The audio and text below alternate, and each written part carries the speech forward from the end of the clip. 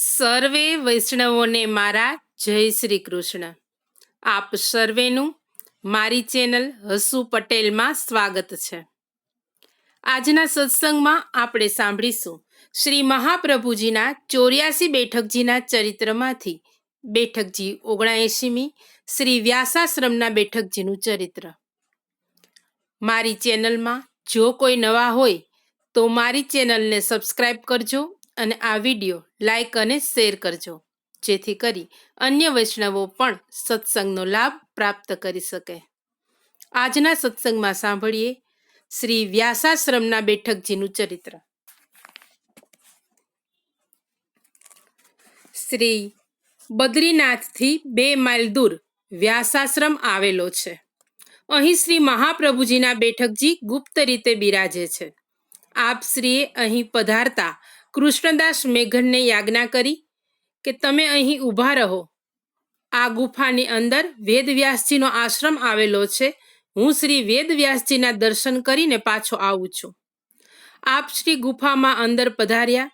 કૃષ્ણદાસ મેઘન શ્રી મહાપ્રભુજીની યાજ્ઞા પ્રમાણે રાહ જોતા ત્યાં જ ઊભા રહ્યા.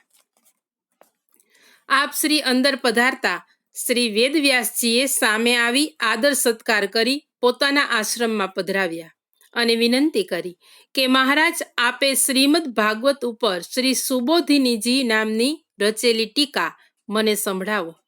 ત્યારે આપે કહ્યું કે આખી ટીકાનું શ્રવણ કરાવવા મારી પાસે અવકાશ નથી, પરંતુ હું આપને ભ્રમર ગીતના એક શ્લોકની ટીકા કહીશ.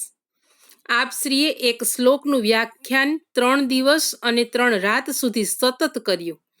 ત્યારે શ્રી વેદવ્યાસજીએ આપની પ્રશંસા કરતા કહ્યું કે આપે તો અદ્ભુત અમૃત વર્ષા કરી. શ્રી મહાપ્રભુજીએ કહ્યું, મારો સેવક મારી રાહ જોતો બહાર ઊભો છે, માટે આપ મને વિદાય થવાની આજ્ઞા આપો. આપ શ્રી પાછા પધાર્યા. ત્યારે કૃષ્ણદાસજી 3 દિવસ અને 3 રાત સતત આપ શ્રીની રાહ જોતા ઊભા હતા. તે જોઈને શ્રી મહાપ્રભુજીએ પૂછ્યું કે કૃષ્ણદાસ, તું બેઠો પણ નથી? કૃષ્ણદાસે હાથ જોડી વિનંતી કરી કે મહારાજ, અહીં ઊભા રહેવાની આપની આજ્ઞા હોવાથી હું ઊભો છું.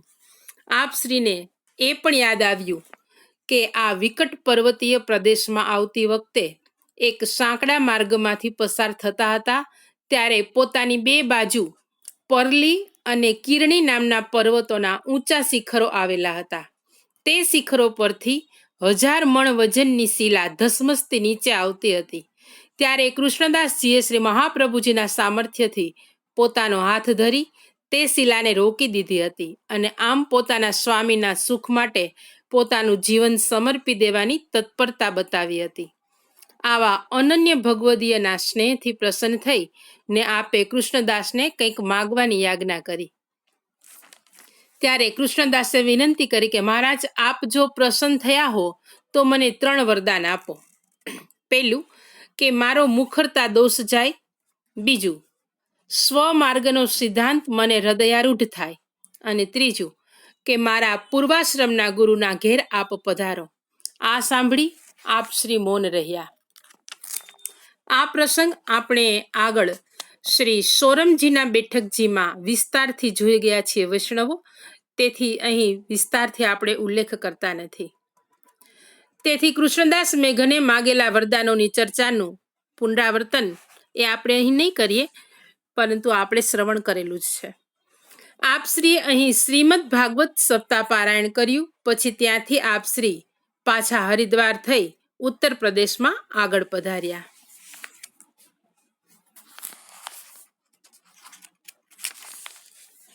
શ્રી વ્યાસાશ્રમના બેઠકજીમાં બિરાજતા શ્રી વલ્લભને આપણા સૌના પૂર્ણ પ્રેમે સાષ્ટાંગ દંડવત પ્રણામ પહોંચે. વૈષ્ણવો, આજના સત્સંગને અહીં વિરામ આપીશું. શ્રી વલ્લભાધીશ કી જય.